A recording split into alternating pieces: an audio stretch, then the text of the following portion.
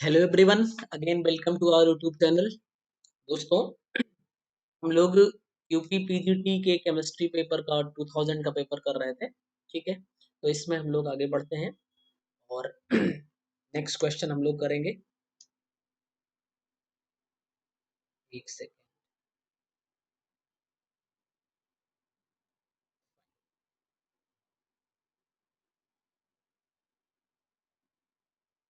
Next question है आपका, आयनिक solid with Schottky defects contain in their structure.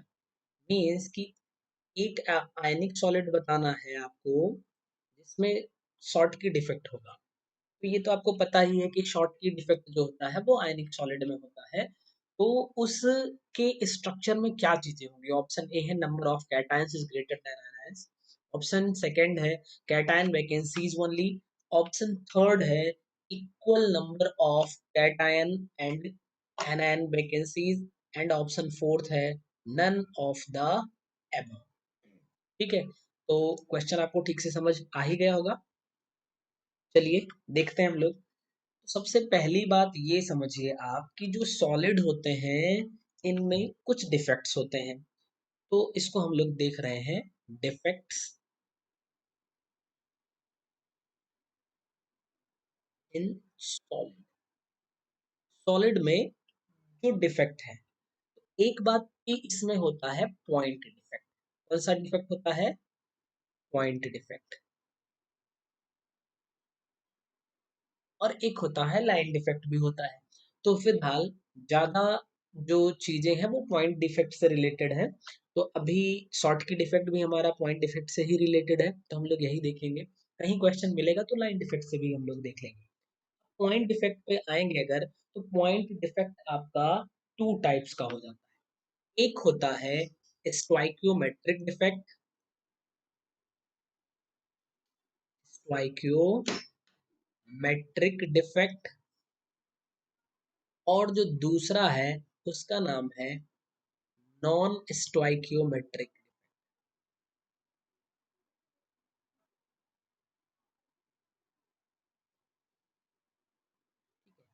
ये दो टाइप के हो गए, एक स्टोइकियोमेट्रिक और एक नॉन स्टोइकियोमेट्रिक। जो स्टोइकियोमेट्रिक डिफेक्ट है ये आपका अगेन टू टाइप्स का होता है। ठीक, कौन कौन सा होगा? एक होता है नॉन आयनिक सॉलिड में, और दूसरा हो जाएगा आयोनिक सॉलिड।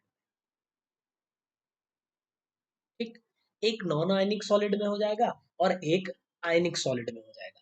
अगर नॉन आयनिक सॉलिड की बात करी जाए तो यहाँ पे जनरली क्या होता है, जो आपके सॉलिड है इसमें एटम्स होंगे। एटम्स को एज अ पॉइंट ट्रीट किया जाता है, इसीलिए इसका पॉइंट डिफेक्ट भी नाम होता है। डिफेक्ट मतलब कि जो पॉइंट्स का अरेंजमेंट है उसमें कुछ प्रॉब्लम हो जाए, जैसा एक्चुअल अरेंजमेंट होना चाहिए, यानी कि उसकी स्टोइकियोमेट्री जो है वो डिस्टर्ब हो जाए, तो इसको हम बोलेंगे स्टोइकियोमेट्रिक डिफेक्ट। जो एटम है, एटम की वजह से ये डिफेक्ट क्रिएट हो रहा है। और एटम किसको बोल रहे हैं हम लोग? एटम को ही एक पॉइंट की तरह ट्रीट किया जा रहा है, इसीलिए ये पॉइंट डिफेक्ट हो जाता है। अब आयनिक सॉलिड के केस में अगर आप बात करोगे तो यहाँ पे कैटायन और एनायन को पॉइंट की तरह ट्रीट किया जाता है। और नॉन आयनिक सॉलिड में जो एटम्स होते हैं जनरली, या पार्टिकल्स हम कह सकते हैं, छोटे स्मॉल, उनको क्या करते हैं हम? पॉइंट की तरह ट्रीट करते हैं। अगर नॉन आयनिक सॉलिड के केस में देखेंगे तो एक होता है वैकेंसी और दूसरा होता है इंटरस्टिशियल डिफेक्ट। और यही चीज अगर आप आयनिक सॉलिड के केस में बात करेंगे तो जो वैकेंसी डिफेक्ट होता है वो यहाँ पे बन जाता है आपका शॉर्टकी डिफेक्ट। और जो इंटरस्टिशियल डिफेक्ट था वो यहाँ पे बन जाएगा फ्रेंकेल डिफेक्ट। ठीक है, अच्छा वैकेंसी और इंटरस्टिशियल को आप थोड़ा सा समझिएगा। जैसे कि मान लीजिए कि ये नॉन आयनिक सॉलिड के लिए बात हो रही है, ये आपके एटम्स हैं, ठीक, ये आपके एटम्स का अरेंजमेंट है। अब एक जगह से कोई एटम मिस हो जाएगा, और मिस होने के बाद वो जो एटम का एक्चुअल अरेंजमेंट है, इनके बीच में जाके कहीं वो एटम, सपोज दैट यहाँ से आपका एटम जो है वो डिसलोकेट हुआ, यानी यहाँ से हट गया और यहाँ पे चला गया, तो ये अपनी जगह खाली कर गया है, वैकेंट कर गया है, यानी यहाँ पे आपका वैकेंसी डिफेक्ट हो जाएगा। और जिस जगह पे जा रहा है, यहाँ पे क्या होने वाला है, एटम्स के बिटवीन में चला गया, तो ये इंटरस्टिशियल डिफेक्ट। तो नॉन आयनिक सॉलिड के केस में आपका वैकेंसी डिफेक्ट और इंटरस्टिशियल डिफेक्ट आता है।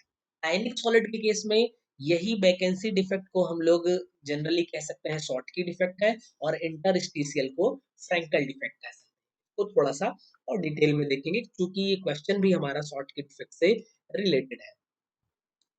सॉरी, ये क्या हुआ, चलिए कोई नहीं, यहाँ पे देख लेते हैं हम लोग। तो अभी देखना है हमें शॉर्टकी डिफेक्ट।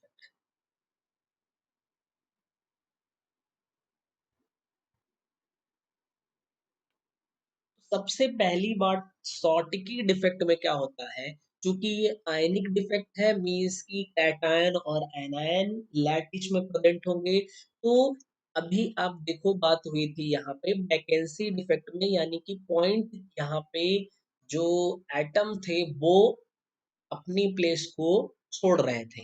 तो यहाँ पे अगर हम बात करेंगे, तो यहाँ भी क्या होने वाला है, कैटायन और एनायन का अरेंजमेंट होगा। ये कैटायन हो गया आपका, then anion, then cation, then anion, then cation, then anion, cation, anion, cation, ऐसा कुछ होगा। अब यहाँ से क्या होगा, इक्वल नंबर ऑफ कैटायन, यानी कि सपोज दैट कि यहाँ से कैटायन हट जाए, यहाँ से अपनी प्लेस को ये छोड़ के चला गया, और यहाँ से एनायन चला गया, तो मीन्स कि जो कैटा जितने कैटायन अपने प्लेस को छोड़ेंगे, उतने ही एनायन भी अपने प्लेस को छोड़ेंगे। तो फर्स्ट पॉइंट निकल के आ जाएगा क्या, इक्वल नंबर ऑफ कैटायन यानी पॉजिटिव आयन एंड एनायन, ठीक, are missing from lattice. Lattice में से क्या होगा, इक्वल नंबर ऑफ कैटायन और एनायन मिस हो जाते हैं। अच्छा, अगर इक्वल नंबर ऑफ कैटायन और एनायन मिस हो रहे हैं, तो क्या इसकी कंडक्टिविटी पे कोई इफेक्ट आएगा? शायद नहीं आएगा, ठीक, यानी कि ये क्या होने वाला है, न्यूट्रल होने वाला है। इसको हम इलेक्ट्रिकली न्यूट्रल भी बोल सकते हैं। अच्छा, दूसरी बात ये कि जो कैटायन और एनायन है, इनकी नंबर ऑफ कैटायन और एनायन डिक्रीज करेंगे, जिसकी वजह से जो क्रिस्टल है उसकी डेंसिटी क्या हो जाएगी, डिक्रीज कर जाएगी। अगर ये पूछा जाए कि टेम्परेचर को बढ़ाने से शॉर्टकी इफेक्ट पे क्या इफेक्ट आएगा, तो शॉर्टकी इफेक्ट जो होता है, ये आपका टेम्परेचर के प्रोपोर्शनल होता है, यानी टेम्परेचर आप बढ़ाओगे तो शॉर्टकी इफेक्ट क्या हो जाएगा, बढ़ जाएगा। अगर हम इसके एग्जाम्पल्स की बात करें, तो आप NaCl कर सकते हो, KCl कर सकते हो, ऐसे ही आप AgBr कर सकते हो, ढेर सारे, ठीक है। तो ये आपका शॉर्टकी डिफेक्ट हो जाएगा। अच्छा, दूसरा वाला आप देख लीजिए, फ्रैंकल डिफेक्ट।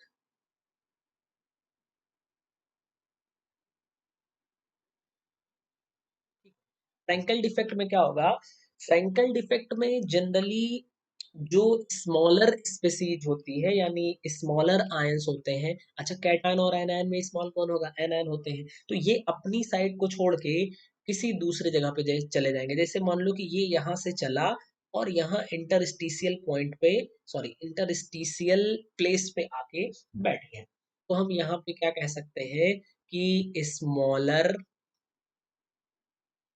स्मॉलर आयंस, जो कि जनरली क्या होते हैं, कैटायन होते हैं, dislocate from its site to an interstitial, अपनी साइट को छोड़कर ये किसी इंटरस्टिशियल साइट पे चला जाएगा। कौन? स्मॉलर आयन यानी कि कैटायन। तो फिर क्या होने वाला है, वहां पे फ्रैंकल डिफेक्ट हो जाएगा। ठीक है, देखिए यहाँ पे इस कौन सी बात आई, यहाँ पे इंटरस्टिशियल वाली बात आ रही है। ठीक। अच्छा, दूसरी पॉइंट कि ये आपका जो फ्रैंकल डिफेक्ट होता है ये भी टेम्परेचर के प्रपोर्शनल होता है। अगर इसके एग्जाम्पल की बात करें तो आप यहाँ पे AgCl लिख सकते हैं, ZnS लिख सकते हैं, AgBr भी यहाँ पे लिख सकते हैं आप। तो ये आपके क्या हो जाएंगे एग्जाम्पल। अभी आपका क्वेश्चन क्या था, जरा एक बार देखिए। आयनिक सॉलिड जो होते हैं, पक्का है विद शॉर्टकी डिफेक्ट, यानी कि आयनिक सॉलिड जिसमें शॉर्टकी डिफेक्ट हो, उसमें क्या होता है, equal number of cations and anion की वैकेंसीज होती है। तो आपको क्वेश्चन अच्छे से समझ आ गया होगा। ठीक है, अगले क्वेश्चन पे आते हैं। तो oxidation state of iodine in H4IO6, H4IO6 single minus है। ऑक्सीडेशन स्टेट आई की फाइंड करनी है, आप क्या कर सकते हो, यहाँ पे देखो हाइड्रोजन की 1 होती है, +1, कितने हाइड्रोजन है 4 से मल्टीप्लाई कर लेंगे, प्लस जिसका हमें कैलकुलेट करना है ऑक्सीडेशन स्टेट उसको x कंसिडर कर लेते हैं। अगेन 6 इंटू ऑक्सीजन का -2 हो जाएगा, इज इक्वल टू जो स्पेसीज है इसमें कितना प्लस या माइनस चार्ज है तो -1 है। ये हो जाएगा आपका +4 plus X -12 is equal to -1। ये x +4 और -12 का रिजल्ट -8 आ जाएगा is equal to -1। x is equal to ये -1 प्लस 8 हो जाएगा, means x is equal to +7 बन जाएगा। अच्छा, इसको हम एक तरीके से और भी लिख सकते हैं, थोड़ा सा ध्यान दीजिएगा।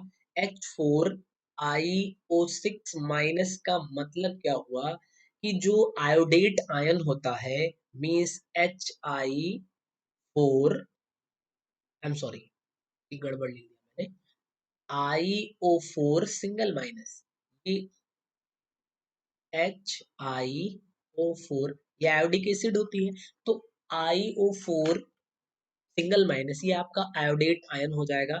और इसमें वाटर के 2 मॉलिक्यूल को ऐड कर दो, देखो 2 टू द 4 यानी 4H है, और 2 to the 2O and 4O 6O है, एक सिंगल माइनस।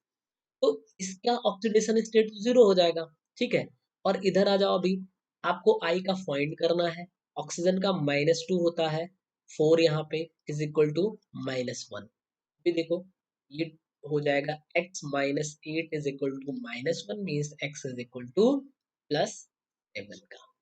तो आप दोनों तरीके से, वैसे जनरल तरीका ये है, इसको आप बिना पेन उठाए भी कैलकुलेट कर सकते हो फटाफट से। बस मैंने पूरा बता दिया है कि कैसे कैलकुलेट करना है।